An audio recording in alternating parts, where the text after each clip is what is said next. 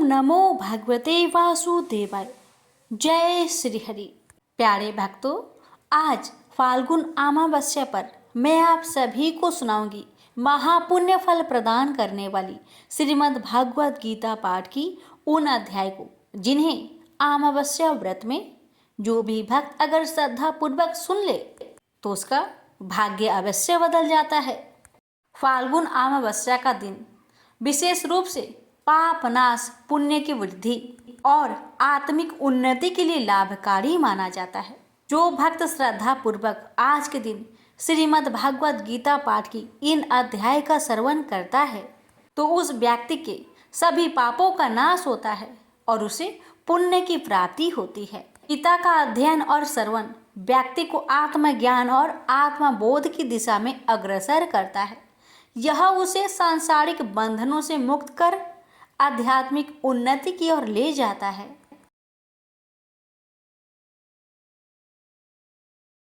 तो फाल्गुन अमावस्या के दिन इन अध्याय का श्रवण करने से मन की अशांति दूर हो जाती है और आत्मा में शांति का अनुभव होता है।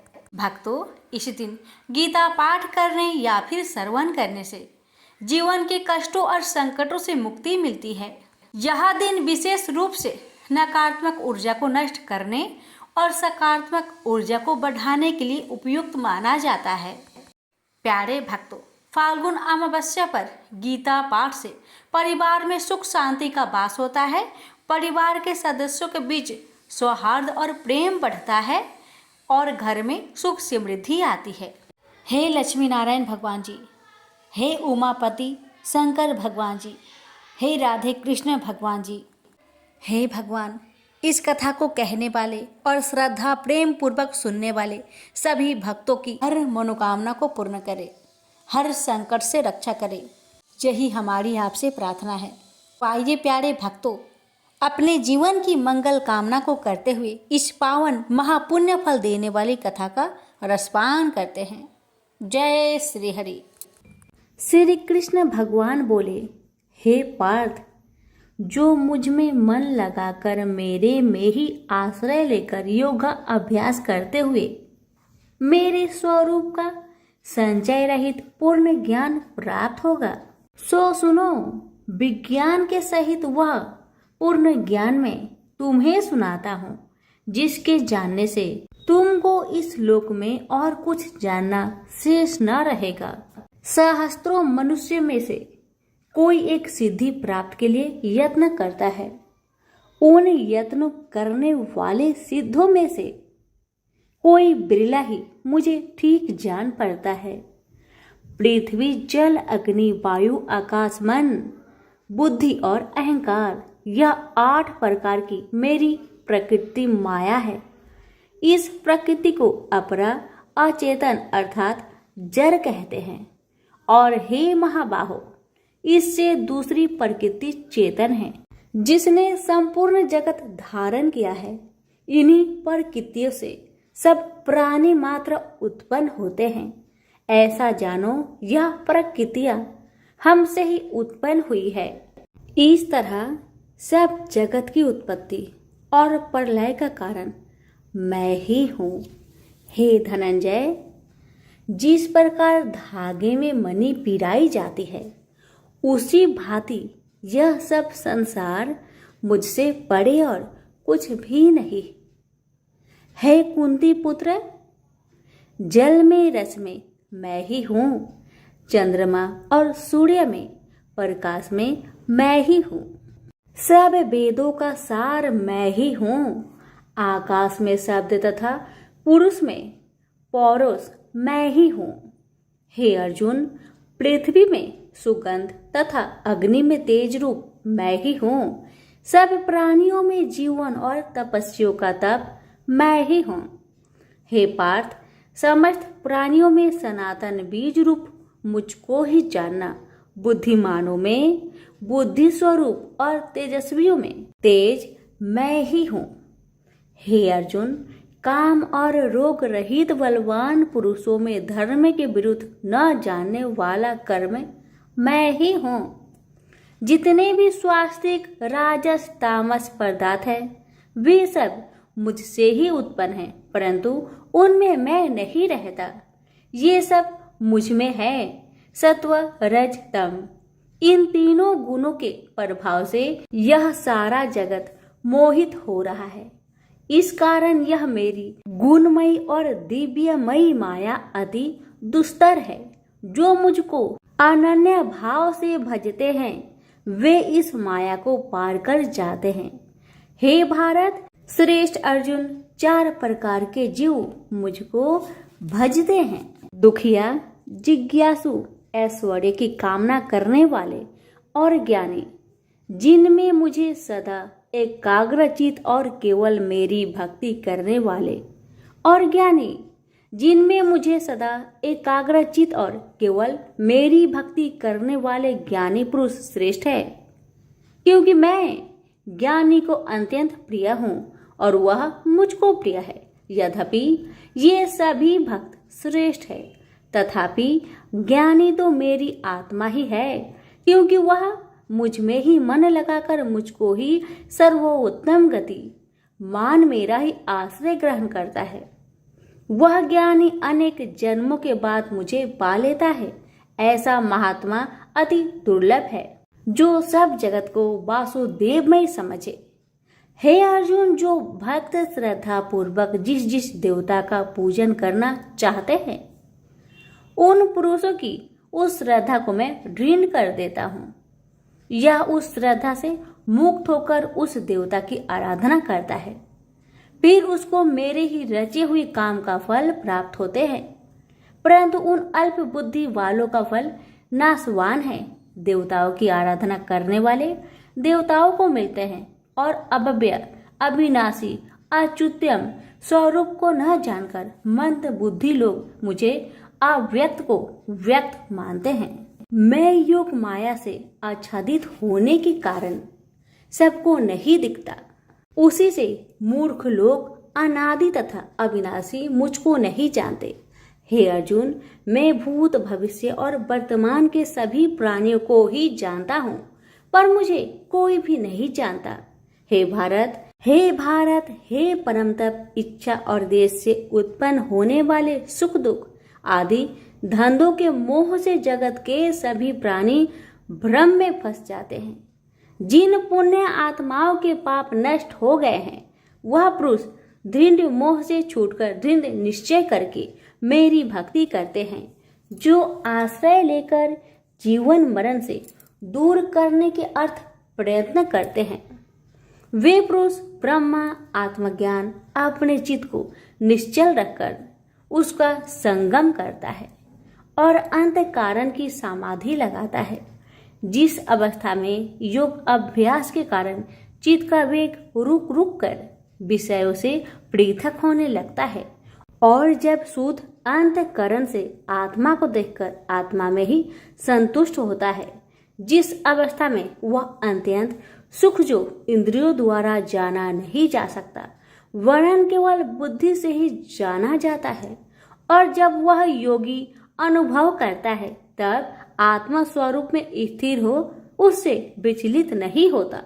इस अवस्था को पाकर फिर और कोई लाभ उसको अच्छा नहीं लगता, और जहाँ स्थिर होने पर और कोई बड़ा भारी दुख उसको वहां से चलायमान नहीं कर सकता। इस अवस्था को दुख संयोग वियोग कारक नामक योग जानना हो तो योग निर्विकल्प चित्त से निश्चय करके जानना चाहिए। संकल्प से उत्पन्न होने वाला समस्त कामनाओं को त्याग कर और मन ही मन में सकल इंद्रियों को चारों ओर से रोक रोक कर धैर्य के साथ बुद्धि को अपने अधीन कर धीरे धीरे विषय से दूर हटा ले, और भली भांति मन को आत्मा में स्थिर करके किसी वस्तु की इच्छा ना करे, और चंचल मन जिधर जिधर जाए उधर से इसको हटाकर आत्मा के बस में करना चाहिए। इस प्रकार शांति चित्त तथा रजोगुण से रहित निष्पाप तथा ब्रह्म स्वरूप योगी को उत्तम सुख प्राप्त होता है। इस रीति से निरंतर योगाभ्यास करने वाला योगी समस्त पापों से छूटकर सहज ही उस परम सुख को पा लेता है, जो ब्रह्म के संयोग से प्राप्त होता है। जिसका मन योग में स्थिर हो गया है उसकी दृष्टि भी सर्वत्र समान हो जाती है और वह सब प्राणियों में अपने को और अपने में सब प्राणियों को देखता है। जो सब प्राणियों में मुझको और मुझ में सब प्राणियों को देखता है। मैं उससे अलग नहीं रहता और मुझसे वह अलग नहीं रहता। जो अभेद भाव से रहता है, सब प्राणियों में स्थिर हो मेरा मनन करता है, वह योगी चाहे जिस अवस्था में रहे मुझ में मिल जाता है। हे अर्जुन, जो समस्त प्राणियों के दुख सुख के समान समझता है और सबको समान देखता है, वही श्रेष्ठ योगी है। अर्जुन बोले, हे मधुसूदन, आपने जो योग बताया कि सबको अपने ही समान देखे, सो मन के चंचल होने के कारण मैं उसको अपने में दृढ़ स्थिर नहीं देखता हूँ। हे श्री कृष्ण, यह चंचल मन बड़ा ही हठी पराक्रमी और दृढ़ है। इसको अपने अधीन रखना तो मुझे वायु को बांध रखने के समान ही प्रतीत होता है।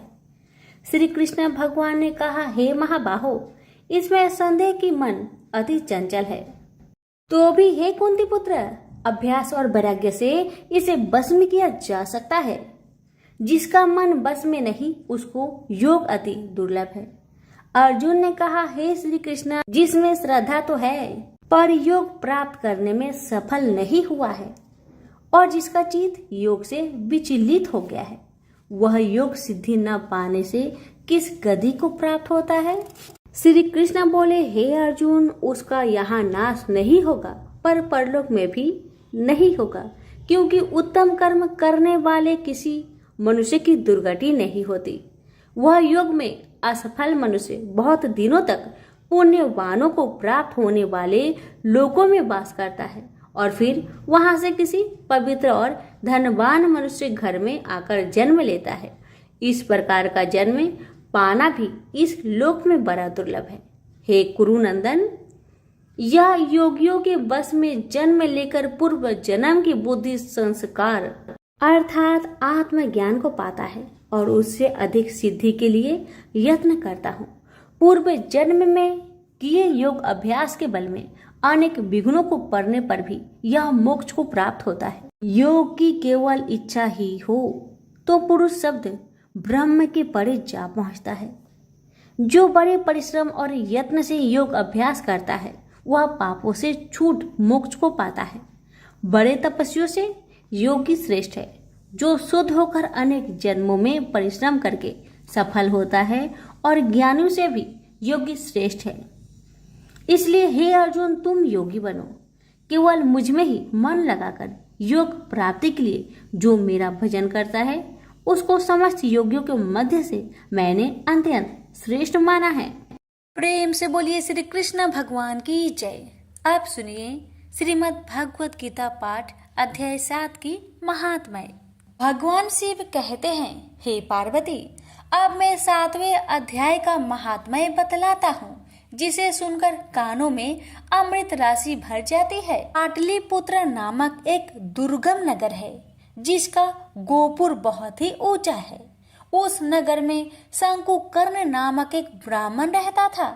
उसने वेश्यावृत्ति का आश्रय लेकर बहुत धन कमाया, किंतु ना तो कभी पितरों का तर्पण किया और न देवताओं का पूजन ही। वह धनोपार्जन में तत्पर होकर राजाओं को ही भोज दिया करता था।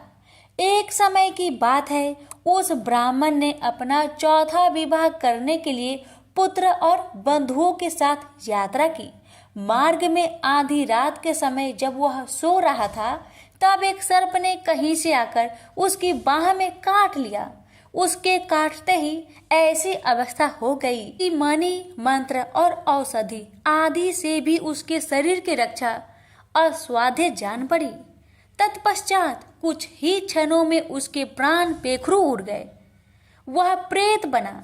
फिर बहुत समय के बाद वह प्रेत सर्प योनि में उत्पन्न हुआ। उसका बीत धन की वासना में बंधा था। उसने पूर्व वृत्तांत को स्मरण करके सोचा, मैंने घर के बाहर करोड़ों की संख्या में अपना जो धन गार रखा है, उससे इन पुत्रों को वंचित करके स्वयं ही उसकी रक्षा करूंगा।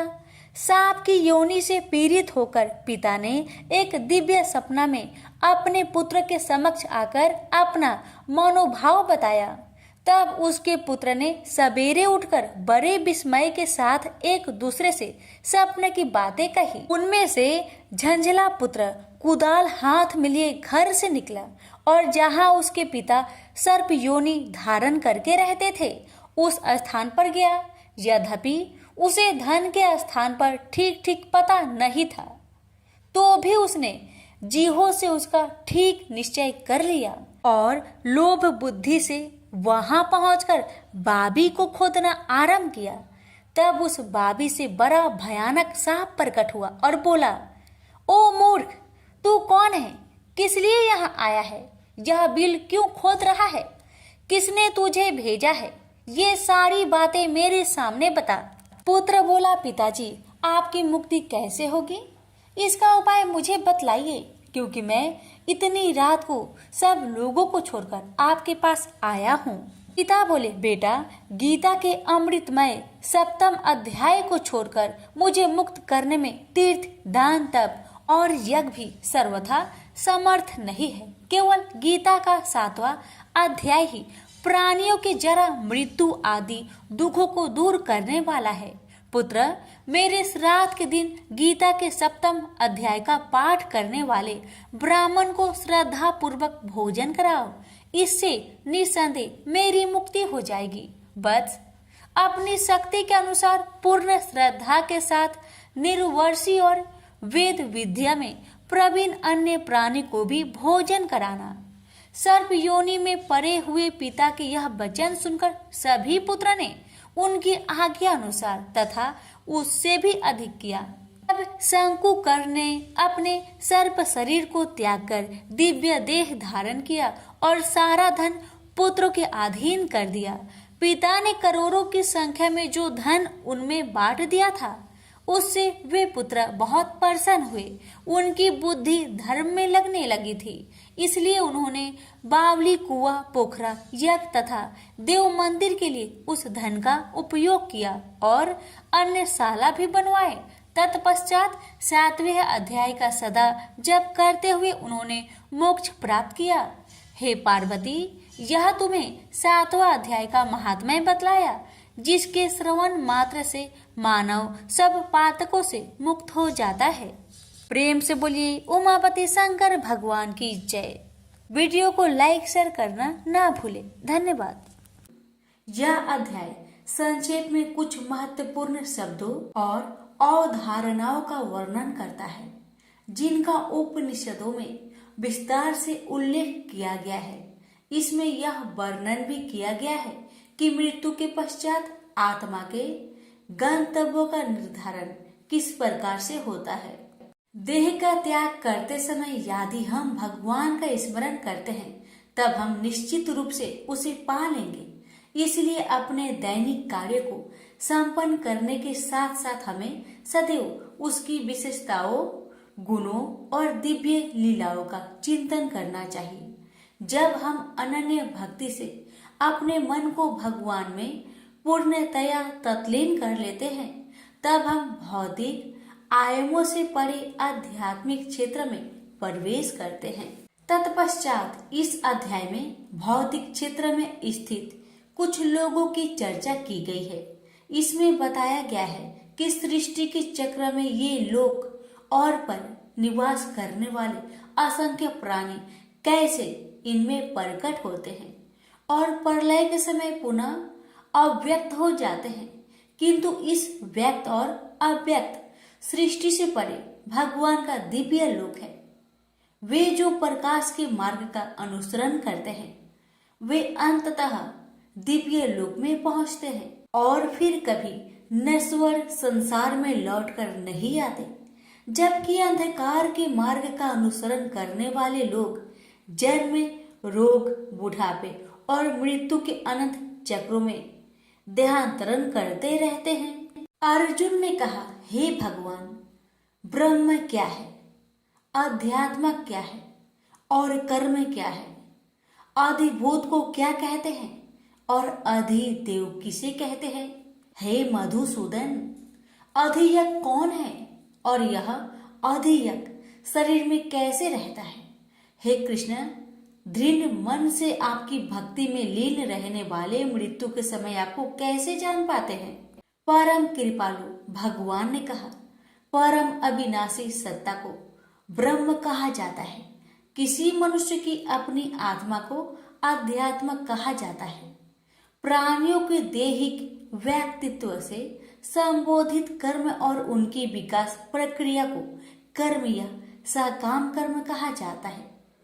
हे देवधारियों में श्रेष्ठ, भौतिक अभिव्यक्ति जो निरंतर परिवर्तित होती रहती है उसे अधिभूत कहते हैं। भगवान का विश्व रूप जो इस सृष्टि में देवताओं पर भी शासन करता है उसे अधिदेव कहते हैं। सभी प्राणियों के हृदय में स्थित मैं परमात्मा अधियज्ञ या सभी यज्ञों का स्वामी कहलाता हूँ। वे जो शरीर त्यागते समय मेरा स्मरण करते हैं वे मेरे पास आएंगे। इस संबंध में निश्चित रूप से कोई संदेह नहीं है।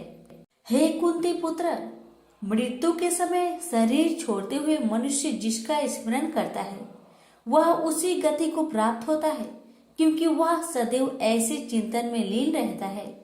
इसलिए सदा मेरा स्मरण करो और युद्ध लड़ने के अपने कर्तव्य का भी पालन करो। अपना मन और बुद्धि मुझे समर्पित करो, तब तुम निश्चित रूप से मुझे पा लोगे, इसमें कोई संदेह नहीं है। हे पार्थ, अभ्यास के साथ जब तुम अविचलित भाव से मन को मुझ पुरुषोत्तम भगवान के स्मरण में लीन करते हो तब तुम निश्चित रूप से मुझे पा लोगे। भगवान सर्वज्ञ, आदि पुरुष, नियंता, सूक्ष्म से सूक्ष्मतम, सबका पालक, अज्ञानता के सभी अंधकारों से परे और सूर्य से अधिक तेजवान है और अचिंतनीय दिव्य स्वरूप के स्वामी है। मृत्यु के समय जो मनुष्य योग के अभ्यास द्वारा स्थिर मन के साथ अपने प्राणों को भोग के मध्यम स्थिर कर लेता है और दृढ़ता पूर्वक पूर्ण भक्ति से दिव्य भगवान का स्मरण करता है, वह निश्चित रूप से उसे पा लेता है। वेदों के ज्ञाता उसका वर्णन अविनाशी के रूप में करते हैं। महान तपस्वी ब्रह्मचार्य व्रत का पालन करते हैं और उसमें स्थित होने के लिए सांसारिक सुखों का त्याग करते हैं। मैं तुम्हें इस मुक्ति के मार्ग के संबंध में संक्षेप में बताऊंगा।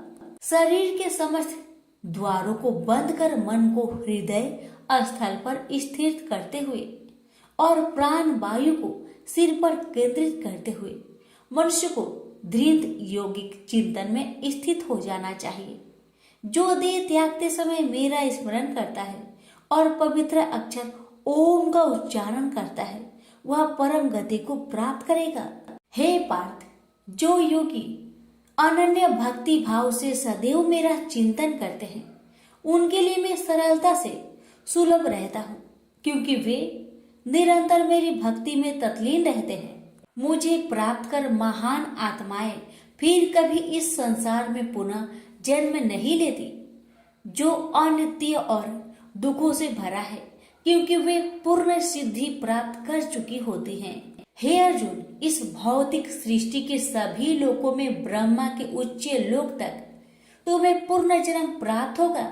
हे कुंती पुत्र, परंतु मेरा धाम प्राप्त करने पर फिर आगे पूर्ण जन्म नहीं होता। 1000 चक्र के 4 युग महायुग का ब्रह्म का कल्प एक दिन होता है और इसकी अवधि की उसकी एक रात्रि होती है। इसे वही बुद्धिमान समझ सकते हैं जो दिन और रात्रि की वास्तविकता को जानते हैं। ब्रह्मा के दिन के शुभ आरंभ पर सभी जीव अव्यक्त अवस्था से व्यक्त होते हैं और रात्रि होने पर पुनः सभी जीव अव्यक्त अवस्था में लीन हो जाते हैं। ब्रह्मा के दिन के आगमन के साथ असंख्य जीव पुनः जन्म लेते हैं और ब्रह्मांडीय रात्रि के आने पर अगले ब्रह्मांडीय दिवस के आगमन पर स्वतः पुनः प्रकट होने के लिए विलीन हो जाते हैं। व्यक्त और अव्यक्त सृष्टि से परे अन्य अव्यक्त स्वास्थ्य आयाम है। जब सब कुछ विनष्ट हो जाता है, किंतु उसकी सत्ता का विनाश नहीं होता। यह अव्यक्त आयाम परम गंतव्य है और इस पर पहुंचकर फिर कोई नश्वर संसार में लौट कर नहीं आता। यह मेरा परम धाम है। परमेश्वर का दिव्य व्यक्तित्व सभी सत्ताओं से परे है। यद्यपि यह सर्वव्यापक है और सभी प्राणी उसके भीतर रहते हैं, तथापि उसे केवल भक्ति द्वारा ही जाना जा सकता है। हे भरत श्रेष्ठ, अब मैं तुम्हें इस संसार से दूर विभिन्न भागों के संबंध में बताऊंगा। इनमें से एक मार्ग मुक्ति की ओर ले जाने वाला है और दूसरा पूर्ण जन्म की ओर ले जाता है। वे जो पर ब्रह्मा को जानते हैं और जो उन 6 मासों में जब सूर्य उत्तर दिशा में रहता है, चंद्रमा के शुक्ल पक्ष की रात्रि और दिन के शुभ लक्षण में देह त्याग करते हैं, वे परम गतव्यक को प्राप्त करते हैं। वैदिक कर्म कांडों का प्लान करने वाले साधक चंद्रमा के कृष्ण पक्ष की रात्रि में धुएं के समय जब सूर्य दक्षिणायन में रहता है, 6 माह के भीतर मृत्यु को प्राप्त होते हैं। वे स्वर्ग लोक को प्राप्त करते हैं। स्वर्ग के सुख भोगने के पश्चात वे पुनः धरती पर लौट कर आते हैं। प्रकाश और अंधकार के ये दोनों पक्ष संसार में सदा विद्यमान रहते हैं। प्रकाश का मार्ग मुक्ति की ओर तथा अंधकार का मार्ग पूर्ण जन्म की ओर ले जाता है। हे पार्थ, जो योगी इन दोनों मार्ग का रहस्य जानते हैं, वे कभी मोहित नहीं होते, इसलिए वे सदैव योग में स्थिर रहते हैं। हे योगी, इस रहस्य को जान लेते हैं, वे विधि पैमान, तपस्या, यज्ञों के अनुष्ठान और दान से प्राप्त होने वाले फलों से परे और अधिक लाभ प्राप्त करते हैं। ऐसे योगियों को भगवान का परम धाम प्राप्त होता है। प्रेम से बोलिए श्री कृष्ण भगवान की जय। भगवान शिव कहते हैं, देवी अब 8वें अध्याय का महात्म्य सुनो। उसके सुनने से तुम्हें बड़ी प्रसन्नता होगी। लक्ष्मी जी के पूछने पर भगवान विष्णु ने उन्हें इस प्रकार 8वें अध्याय का महात्म्य बतलाया। दक्षिण में आमदर्कपुर नामक एक प्रसिद्ध नगर है। वहाँ भाव शर्मा नामक एक ब्राह्मण रहता था, जिसने वैश्या को पत्नी बनाकर रखा था। वह मांस खाता, मदिरा पीता, श्रेष्ठ पुरुषों का धन चुराता, पराई स्त्री से व्यभिचार करता और शिकार खेलने में दिलचस्पी रखता था। वह बड़े भयानक स्वभाव का था और मन में बड़े बड़े हौसले रखता था। एक दिन मदिरा पीने वालों का समाज जुटा था। उसमें भाव शर्मा ने भरपेट तारी पी, खूब गलित कर उसे चढ़ाया। अतः अजीर्ण से अत्यंत पीड़ित होकर वह परमात्मा कालवश मर गया और बहुत बड़ा तार का वृक्ष हुआ। उसकी घनी और ठंडी छाया का आश्रय लेकर ब्रह्म राक्षस भाव को प्राप्त हुआ। कोई पति पत्नी वहां रहा करते थे। उसके पूर्व जन्म की घटना इस प्रकार है। एक कुशीबल नामक ब्राह्मण था, जो वेदांग के तत्वों का ज्ञाता, संपूर्ण शास्त्रों के अर्थ का विशेषज्ञ और सदाचारी था। उसकी स्त्री का नाम कुमति था। वह बड़े खोटे विचार की थी। वह ब्राह्मण विद्वान होने पर भी अत्यंत लोभवश अपनी स्त्री के साथ प्रतिदिन भैंस, काल पुरुष और घोड़े आदि बड़े दानों को ग्रहण किया करता था, परंतु दूसरे ब्राह्मणों को दान में मिली हुई कौड़ी भी नहीं देता था। वे ही दोनों पति पत्नी कालवश मृत्यु को प्राप्त होकर ब्रह्म राक्षस हुए। वे भूख और प्यास से पीड़ित हो इस पृथ्वी पर घूमते हुए उसी तार वृक्ष के पास आए और उसके मूल भाग में विश्राम करने लगे। इसके बाद पत्नी ने पति से पूछा, हे नाथ, हम लोगों का यह महान दुख कैसे दूर होगा तथा इस ब्रह्म राक्षस योनि से किस प्रकार हम दोनों की मुक्ति होगी? तब उस ब्राह्मण ने कहा, ब्रह्म विद्या के उपदेश, आध्यात्मिक तत्व के विचार और कर्म विधि के ज्ञान बिना किस प्रकार संकट से छुटकारा मिल सकता है? यह सुनकर पत्नी ने पूछा कि तत् ब्रह्मा की मध्यात्मा की कर्म पुरुषोत्तम वह ब्रह्म क्या है, अध्यात्म क्या है और कर्म कौन सा है। उसकी पत्नी के इतना कहते ही जो आश्चर्य घटना घटित हुई उसको सुनो। उपयुक्त वाक्य गीता के 8वें अध्याय का श्लोक था। उसके श्रवण से वह वृक्ष उस समय तार के रूप को त्याग कर भाव शर्मा नामक ब्राह्मण हो गया। तत्काल ज्ञान होने से विशुद्ध चित होकर वह पाप के चोले से मुक्त हो गया तथा उस आधे श्लोक के ही महात्म्य से वे पति पत्नी भी मुक्त हो गए। उनके मुख से देवाथी 8वें अध्याय का आधा श्लोक निकल पड़ा था। तदंतर आकाश से एक दिव्य विमान आया और वे दोनों पति पत्नी उस विमान पर आरूढ़ होकर स्वर्ग लोक को चले गए। वहां का यह सारा वृत्तांत अत्यंत आश्चर्यजनक था। उसके बाद उस बुद्धिमान ब्राह्मण भाव शर्मा ने आदर पूर्वक उस आधे श्लोक को लिखा और देव जनार्दन की आराधना करने की इच्छा से वह मुक्तिदायिनी काशीपुरी में चला गया। वहां उस उद्धार बुद्धि वाले ब्राह्मण ने भारी तपस्या आरंभ की। उसी समय क्षीर सागर की कन्या भगवती लक्ष्मी ने हाथ जोड़कर देवताओं के भी देवता जगतपति जनार्दन से पूछा, नाथ आप सहसा नींद त्याग कर खड़े क्यों हो गए। श्री भगवान बोले, देवी काशीपुर में भी भागीरथी के तट पर बुद्धिमान ब्राह्मण भाव शर्मा मेरी भक्ति रस से परिपूर्ण होकर अत्यंत कठोर तपस्या कर रहा है। वह अपनी इंद्रियों को बस में करके गीता के 8वें अध्याय के आधे श्लोक का जप करता है। मैं उसकी तपस्या से बहुत संतुष्ट हूँ। बहुत देर से उसकी तपस्या के अनुरूप फल का विचार कर रहा था। प्रिय, इस समय वह फल देने को मैं उत्कंठित हूँ। पार्वती जी ने पूछा, भगवान श्री हरि सदा प्रसन्न होने पर भी जिनके लिए चिंतित हो उठे थे उस भगवत भाव शर्मा ने कौन सा फल प्राप्त किया है। श्री महादेव जी बोले, देवी द्विज श्रेष्ठ भाव शर्मा प्रसन्न हुए। भगवान विष्णु के पार्षद को पाकर अत्यधिक सुख को प्राप्त हुआ तथा उसके अन्य वंशज भी जो नरक यातना में पड़े थे उसी के शुद्ध कर्म से भागवत धाम को प्राप्त हुई। पार्वती, यह 8वें अध्याय का महात्म्य थोड़े में ही तुम्हें बताया है। इस पर सदा विचार करते रहना चाहिए। प्रेम से बोलिए उमापति शंकर भगवान की जय, लक्ष्मी नारायण की जय। अर्जुन ने कहा, हे भगवान मुझ पर कृपा करके अत्यंत गुप्त आध्यात्मिक विषयक वचन जो आपने कहे उनसे मेरा मोह दूर हो गया है। हे कमल नयन, मैंने जीवों की उत्पत्ति और आपके मुख रविंद्र से विस्तार पूर्वक सुना। आपने जैसे अपने रूप का वर्णन किया वह आपका रूप देखने की मेरी इच्छा है। हे योगेश्वर, हे मधुसूदन, आप यदि मुझे उसके देखने योग्य समझे तो आप अपना वह अव्यय रूप मुझे दिखाइए। भगवान जी ने कहा, पार्थ, नाना प्रकार के नाना वर्ण के और नाना आकारों के मेरे शत सहस्त्र सहस्त्र दिव्य रूप को देखो।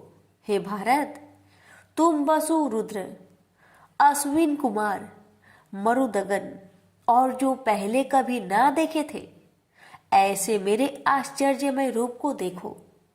गुणाकेश व चराचर सहित यह चरित्र देखो तथा और जो कुछ देखना चाहो तुम यह मेरी देह में देख लो, परंतु तुम इस नेत्र से मुझे नहीं देख सकोगे, इसलिए मैं तुमको दिव्य नेत्र देता हूं।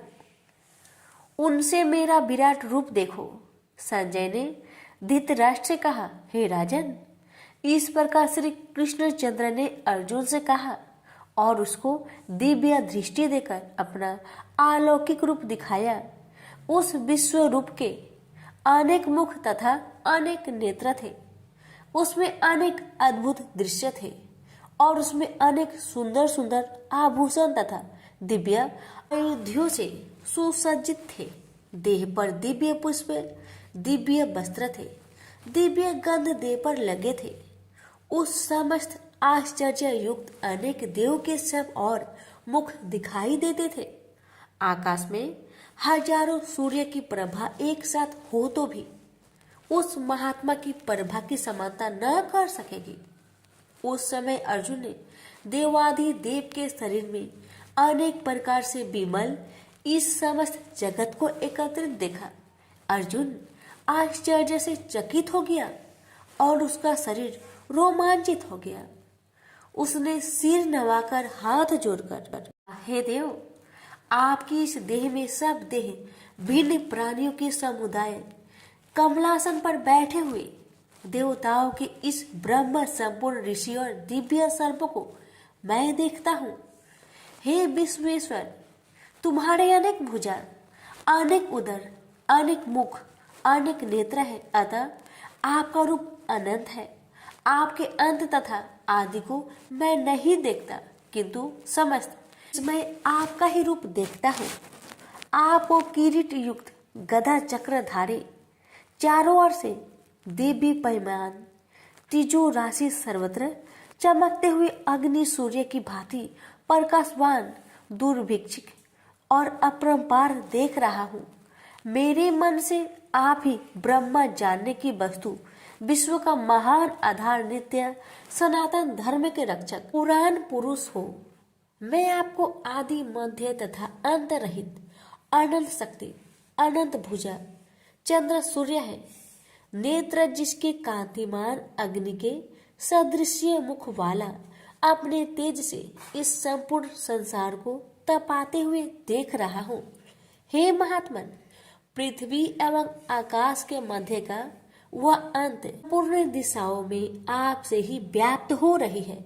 आपका यह अद्भुत तथा उग्र रूप से लोक व्यतीत हो रहे हैं। यह देखा कि देवताओं के समूह तुम्हारी शरण आ रहे हैं। उनमें कितने ही भयभीत होकर हाथ जोड़कर तुम्हारी प्रार्थना करते हैं। महर्षियों और सिद्धों का समूह स्वास्तिक कहकर नाना प्रकार से आपकी प्रशंसा कर रहा है। रुद्र, आदित्य, वसु, साध्य, विश्वदेव, अश्वनी, मारुत, पिता, गंधर्व, यक्ष, असुर, सिद्ध इनके संग विस्मित होकर आपकी ओर टटकी लगाकर देख रहे हैं। हे महाबाहो, अनेक नेत्र, अनेक बाहु, अनेक जांघ, अनेक पैर, अनेक पेट, कराल दंत युक्त आपका यह विशाल रूप देखकर सब अत्यंत भयभीत हो रहे हैं और मैं भी घबरा रहा हूँ। आकाश तक पहुँचते हुए आपके प्रकाश के अनेक वर्षों से फैलाए हुए अग्नि जलने वाला मुख, विशाल नेत्र युक्त आपको देखकर हे विष्णु, मेरा जी घबरा रहा है। मुझसे धैर्य नहीं रहा जाता तथा चित्त स्थिर नहीं होता है। हे देवेश, हे जगनिवास, इस भयंकर दाढ़ वाले इस कालगिन के सदृश आपके मुखों को देखकर मुझे दिशाएं नहीं सूझती। मैं शांति नहीं पाता। मुझ पर दया करे हे प्रभु। धृतराष्ट्र के दुर्योधनादिक पुत्र अपने साथ अनेक राजाओं सहित तथा भीष्म, द्रोण, कर्ण हमारी ओर के मुख्य मुख्य योद्धा बड़ी बड़ी दाढ़ों से युक्त आपके विकराल मुख में शीघ्रता से प्रवेश कर रहे हैं तथा उनसे आपके ही लोग आपके दांतों में दबकर ऐसे दिखाई देते हैं मानो उनका शरीर चूर्ण हो गया है। ऐसे नदियों की अनेक धाराएं जब समुद्र की ओर बहती है, वैसे ही ये मनुष्य लोक के वीर आपके प्रज्वलित मुखों में प्रवेश कर रहे हैं। ऐसे अग्नि में पतंग गिरते हैं, वैसे ही ये लोग भी आपके नाश के लिए आपके मुख में बड़ी तेजी में प्रवेश कर रहे हैं। हे विष्णु, जलते हुए मुखों के चारों ओर से सब वीरों को निगलकर आप होठ चाट रहे हैं। आपके तीक्ष्ण प्रभाएं समस्त संसार को तेज से व्याप्त कर रही है। यह भयानक रूपधारी कौन है? यह मुझसे कहो। हे देवेश्वर, आपको नमस्कार है, मुझ पर प्रसन्न होइए। हे जगकर्ता आदि पुरुष, आपको जानने की मैं इच्छा रखता हूँ, क्योंकि आप ही यह प्रकृति मेरी समझ में नहीं आती। श्री भगवान बोले, संसार का नाश करने वाला मैं उग्र काल हूँ, समस्त जनों का संहार करने के लिए आया हूँ। तुम्हारे युद्ध न करने पर ये वीर जीवित नहीं रह सकेंगे, अतः तुम उठो, शत्रुओं के संहार यश को लेकर इस समृद्धिशाली राज्य का भोग करो। हे सभ्य साचिन, उनको मैंने पहले ही मार रखा है, तुम केवल निमित्त मात्र हो जाओ। मेरे मारे हुए द्रोण, भीष्म, जयद्रथ, कर्ण और अन्य योद्धाओं को मारो, घबराओ मत, तुम युद्ध में शत्रुओं को जीतोगे। संजय ने कहा। इस प्रकार श्री कृष्ण जी के वचन सुन मुकुटधारी अर्जुन हाथ जोड़कर कंपित और भयभीत हुए साष्टांग प्रणाम कर नम्रता पूर्वक कहने लगा, हे ऋषिकेश, आपके गुणगान करने से संसार प्रसन्न और प्रेम मग्न हो रहा है। राक्षस डरकर दिशाओं की ओर भागते हैं तथा सिद्ध आपको नमस्कार करते हैं। हे महात्मन, हे अनंत, हे वशिष्ठ देव, हे जग निवास, आप ब्रह्मा से भी श्रेष्ठ हो। आपको देवता क्यों ना नमस्कार करें। व्याप्त भी आप हो। हे अनंत रूप, आप आदि देव हो, पुरातन पुरुष हो, विश्व की परम आधार हो, ज्ञाता तथा श्रेष्ठ हो। श्रेष्ठ स्थान आप हो, विश्व का विस्तार करने वाले आप हो। आपकी महिमा को ना जानकर मैंने आपको अपना मित्र मानकर हे कृष्ण, हे सखे, ऐसा जो तिरस्कार से कहा सो प्रमोद से तथा स्नेह से, हे अच्युत, आप प्रियमय रूप आपसे इन बातों की क्षमा मांगता हूँ जो कि मैंने परिहास से विहार सोते बैठते और भोजन समय अकेले अथवा मित्रों के मध्य में आपका अपमान किया है। आप इस स्थान जंगल रूप लोक के पिता, पूज्य और महान गुरु हो। त्रिलोकी में भी आपके समान कोई नहीं है। आपसे अधिक अतुल प्रभाव कहाँ से होगा। इसलिए स्तुत्य इस आपसे सिर झुकाकर प्रणाम करके यही प्रार्थना करता हूँ कि मुझ पर कृपा करें। हे देव, जैसे पिता पुत्र के, मित्र मित्र के, पति पत्नी के अपराध को क्षमा करता है, वैसे ही आप भी मेरे अपराध को क्षमा करें। हे देव, जो पहले कभी नहीं देखा ऐसा आपका रूप देखकर मैं प्रसन्न हूँ, परंतु भय से मेरा मन व्याकुल है, इसलिए वही पहला रूप मुझे दिखाइए तथा हे देवेश, हे जगनिवास, आप प्रसन्न हो जाइए। हे शस्त्र बाहु विश्वमूर्ति, मैं फिर आपको वही किरीट गदा और हाथ में चक्र धारण किए हुए देखना चाहता हूँ। श्री कृष्ण भगवान ने कहा, हे अर्जुन, मैंने प्रसन्न होकर यह तेजोमय अनंत आद्य विश्व रूप अपने योग के प्रभाव से तुमको दिखलाया है, जिसको तुम्हारे अतिरिक्त इससे पहले किसी ने नहीं देखा था। मेरा ऐसा भयानक रूप देख तुम व्याकुल और मूढ़ न हो। भय त्याग, प्रसन्नचित होकर फिर तुम मेरा वही रूप देखो। संजय ने कहा। इतना कहकर श्री कृष्ण फिर चतुर्भुज और सौम्य रूप धारण कर कृष्ण ने अर्जुन को, जो भयभीत था, धीरज बधाया। अर्जुन ने कहा, हे जनार्दन, आपके सौम्य दिव्य मंगल रूप को देखकर मैं प्रसन्नचित होकर स्वस्थता को प्राप्त हुआ। श्री कृष्ण बोले, हे पार्थ, मेरा जो विश्व रूप तुमने देखा है, इसका दर्शन संभव नहीं। देवता भी उस रूप की आकांक्षा करते हैं। हे अर्जुन, जैसा मेरा रूप तुमने देखा है, ऐसा रूप को वेदा, ध्यान, तप, दान व यज्ञ आदि कर्म द्वारा भी देखना असंभव है। जो कोई मनुष्य मेरी ही भक्ति के लिए कर्म करते हैं, मुझको ही सर्वोत्तम मानते हैं, मुझ में ही भक्ति रखते हैं, सब संसारिक सुखों से विमुख हो चुके हैं, संपूर्ण प्राणी मात्रा से वैर त्याग चुके हैं, वे ही मुझको प्राप्त कर सकते हैं। प्रेम से बोलिए श्री कृष्ण भगवान की जय। सुनिए 11वां अध्याय की महात्म्य। श्री भगवान जी बोले, हे लक्ष्मी, अब 11वें अध्याय का महात्म्य सुनो। एक तुरुंगभद्र नामक नगर था, जिसके राजा का नाम सुखानंद था। वह श्री लक्ष्मी नारायण की बहुत सेवा करता था।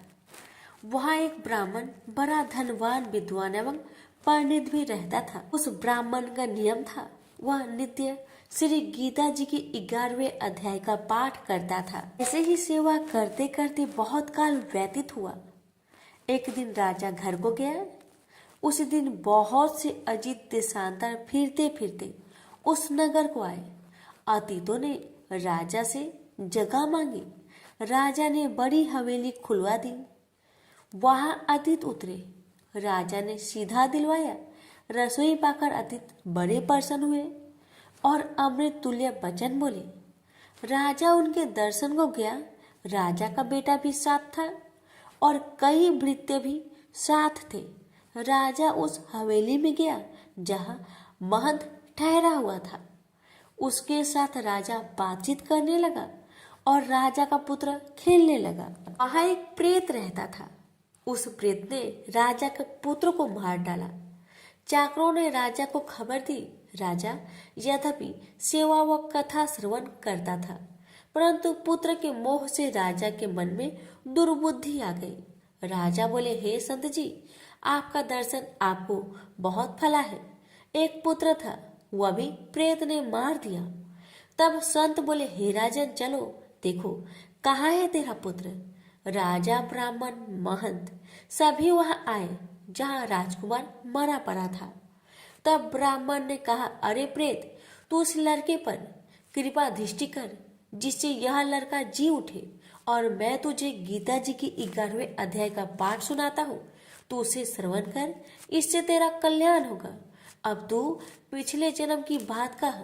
तब प्रेत बोला, मैं पूर्व जन्म में ब्राह्मण था। इस ग्राम के बाहर हल जोतता था। वहां एक दुर्बल वृक्ष आया था, उस खेत में गिर पड़ा। उसके शरीर से रुधिर निकला।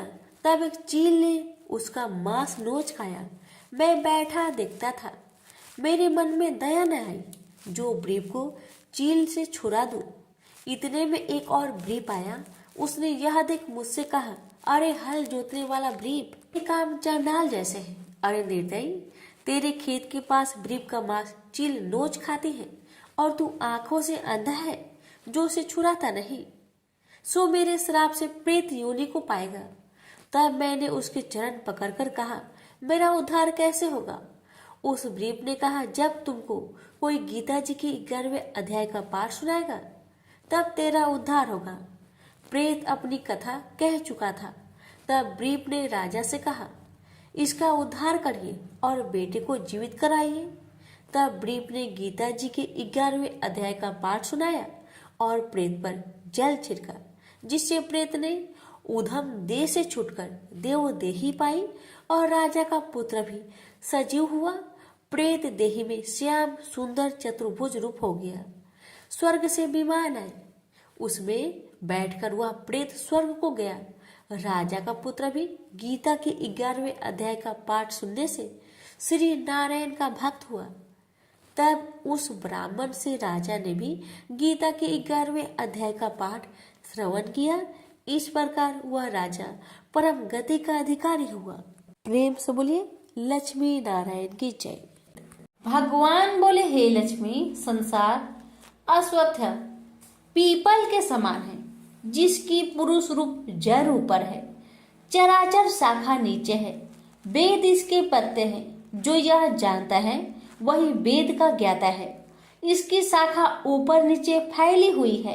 सत्य, रज, तम और गुण इसकी रज वाहिनी नसें हैं, जिनसे इनका पालन होता है। शब्द रूप इनकी डालियां हैं। वह पीछे कर्म रूप में प्रकट होने वाली इसकी जड़ नीचे मनुष्य लोक में और भी नीचे तक चली गई है। और अश्वत्थ का यह रूप इसका आदि अंत और आकार संसारी प्राणी के ध्यान में नहीं आता, तथापि इसकी जड़ गहरी है।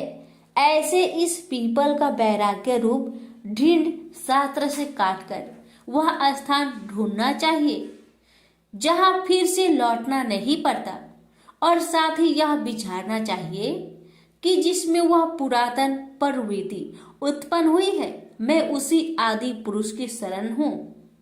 अहंकार और मोह रहित, संग दोष को जीतने वाले, आत्मज्ञान से निरत, सब कामनाओं से दूर, सुख दुख नामक दंड पदार्थों से युक्त ऐसे ज्ञानी पुरुष शाश्वत पद को पाते हैं। जैसे सूर्य चंद्र या अग्नि प्रकाशित नहीं करते, वहां मेरा परम धाम है, वहां जाकर लौटना नहीं होता।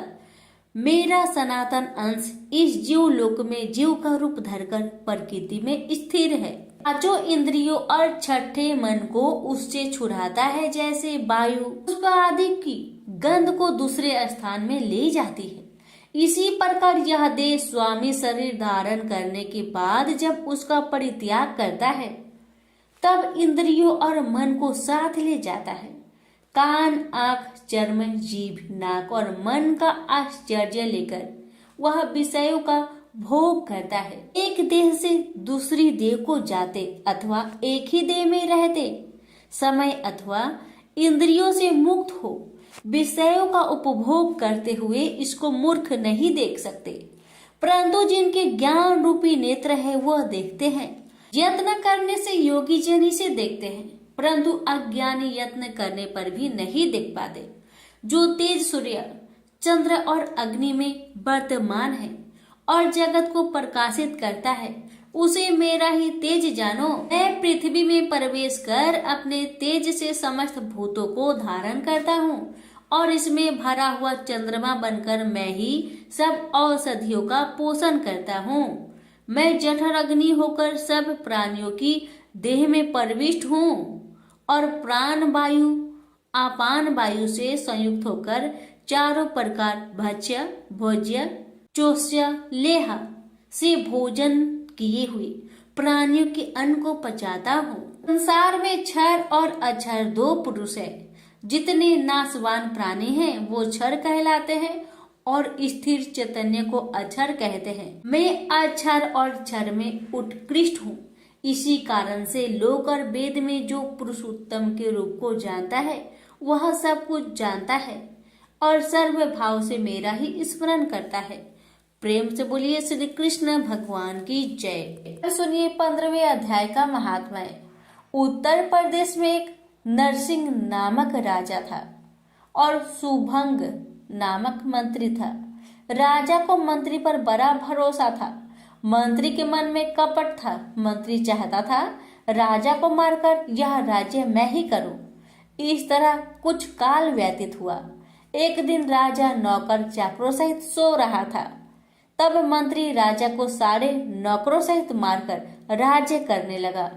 कुछ काल व्यतीत हुआ, तब वह भी मर गया। धर्मराज के पास दूध बांध कर ले गए। धर्मराज बोला, हे यमदूतो, यह बड़ा पापी है, इसको नरक में डालो। हे लक्ष्मी, इस प्रकार कई नरक भोगकर धर्मराज की आज्ञा से घोड़े की योनि में आया।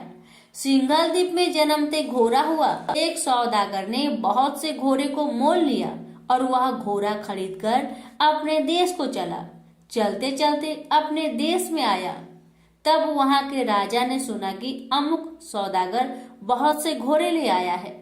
तब राजा ने उसे बुलाया और कई घोड़े खरीदे। उस घोड़े को भी खरीदा। जब उस घोड़े ने राजा को देख उसने सिर फेर लिया। यह देख राजा बोला, क्या बात है जो घोड़े ने सिर फेरा है? राजा ने पंडित को बुलाकर पूछा कि इस घोड़े ने हमें देखकर सिर क्यों फेरा, इसका क्या कारण है? पंडित ने कहा, राजन, इस घोड़े ने तुमको सिर नवाया है। राजा ने कहा, यह बात नहीं है। कई दिन पीछे राजा शिकार खेलने को उसी घोड़े पर सवारी करके गया। वह घोड़ा बहुत तेज चलता था। राजा शिकार खेलता खेलता बहुत दूर चला गया। उसी दिन राजा ने जाते ही शिकार मारा। राजा बहुत प्रसन्न हुआ। दोपहरी की गर्मी के कारण राजा को प्यास लगी। तब राजा ने वन में एक साधु को कुटिया में बैठे देखा। तालाब से जल भरा हुआ था। वहां राजा उतरा, घोड़े को वृक्ष में बांधकर कुटिया में गया तो साधु अपने पुत्र को गीता जी के 15वें अध्याय का पाठ सिखा रहा था। वृक्ष के पट्टे पर श्लोक लिखकर बालक से कहा, खेलते भी रहो और इसको कंठ करो। उस पत्ते को घोड़े ने देखा तो तुरंत उसकी देह छूट गई। देवदेही पाई, स्वर्ग से विमान आया, उस पर बैठ बैकुंठ को चला। इतने में ही राजा जल पीकर बाहर आया, देखा तो घोड़ा मरा है। राजा चिंतित होकर बोला, यह घोड़ा किसने मारा है, इसे क्या हुआ? इतने में वह बोला, हे राजन, तेरे घोड़े का चैतन्य मैं हूँ, मैंने अब देवदेही पाई है, बैकुंठ को चला हूँ। राजा ने पूछा, तुमने कौन सा पुण्य किया है? घोड़ा बोला, यह बात ऋषिवर से पूछो। राजा ने मुनीश्वर से पूछा। मुनि बोला, हे राजन, गीता जी का श्लोक लिखा हुआ पत्ता इसके आगे पड़ा है। घोड़े ने यह अक्षर देखे हैं, इस कारण घोड़े की सदगति हुई है। श्री नारायण जी बोले, हे लक्ष्मी, यह गीता के 15वें अध्याय का महात्म्य मैंने तुमको सुनाया। प्रेम से बोलिए लक्ष्मी नारायण की जय।